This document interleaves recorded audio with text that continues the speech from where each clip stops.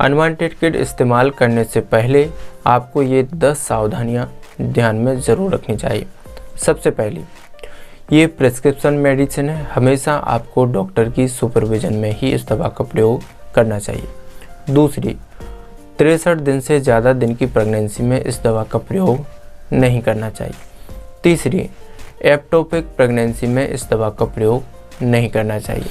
चौथी, अगर किसी महिला को एनीमिया की समस्या है यानी खून की कमी है तो ऐसी महिलाओं को इस दवा का प्रयोग नहीं करना चाहिए। पाँचवीं, अधूरी दवाओं का सेवन नहीं करना चाहिए, जैसे कि इस किट में 5 टैबलेट होती हैं। अगर कोई फीमेल 1 टैबलेट या 2 टैबलेट लेकर बाकी छोड़ देती है तो उसको इनकम्प्लीट अबॉर्शन का रिस्क सबसे ज़्यादा रहता है। इसलिए हमेशा ध्यान रहे, जो 5 टैबलेट की किट होती है ये 5 टैबलेट लेना आपको कंपलसरी होता है।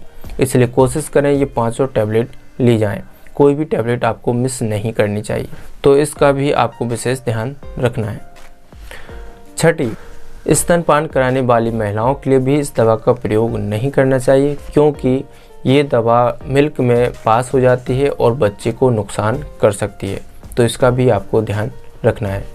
सातवीं, अगर किसी महिला को इस दवा को लेने के बाद हैवी ब्लीडिंग हो रही है यानी अधिक रक्तस्राव हो रहा है, जिसके कारण उसको 1 घंटे में 3 से 4 पैड चेंज करने पड़ रहे हों, तो ऐसी कंडीशन में उसको तुरंत अपने डॉक्टर को दिखाना चाहिए, हॉस्पिटल में जाना चाहिए।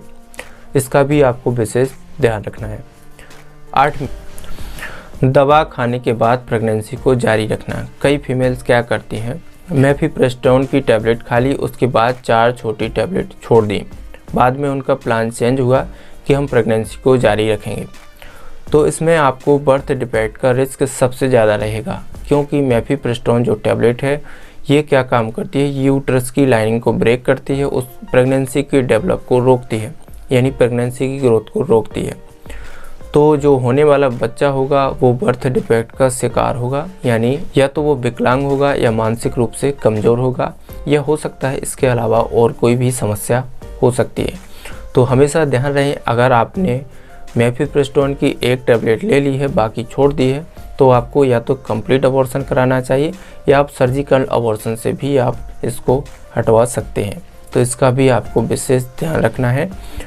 कोई भी टैबलेट लेने के बाद आपको प्रेगनेंसी जारी नहीं रखनी चाहिए। नेक्स्ट है, अगर किसी फीमेल को मेफिप्रेस्टोन से या मीजोप्रेस्टोल से, इन दोनों दवाओं से एलर्जी होती है या पास्ट में इन दवाओं से एलर्जी हुई है, तो ऐसी कंडीशन में भी इस दवा का प्रयोग नहीं करना चाहिए। लास्ट है, अन्य दवाइयों का सेवन।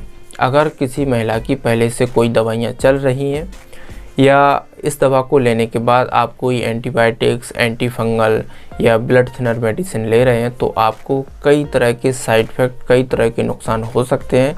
तो हमेशा ध्यान रहे, अगर आप इस टैबलेट को ले रहे हैं तो कोई भी दवा का सेवन आपको नहीं करना है बिना डॉक्टर की सलाह से, तो इसका भी आपको विशेष ध्यान रखना चाहिए।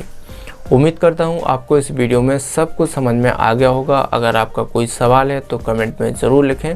इसी तरह की हेल्थ और मेडिसिन से रिलेटेड जानकारी पाने के लिए हमारे चैनल को सब्सक्राइब ज़रूर करें। धन्यवाद।